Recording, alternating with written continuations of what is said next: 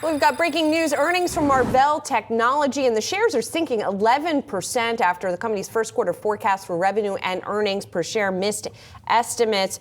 So the company coming out and saying its first quarter adjusted earnings per share will be 18 to 28 cents. And it looks like analysts have been looking for 41 cents a share here. So again, coming in below what analysts have been anticipating.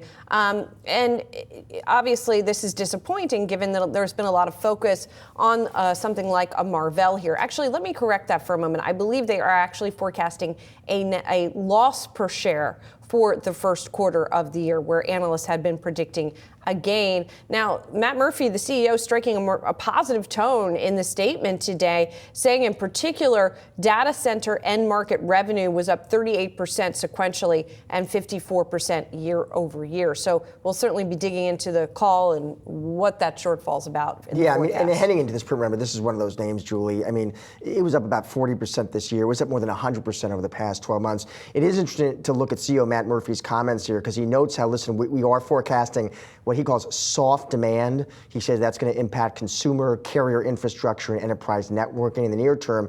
Now, he says we expect revenue declines in these end markets to be behind us after the first quarter.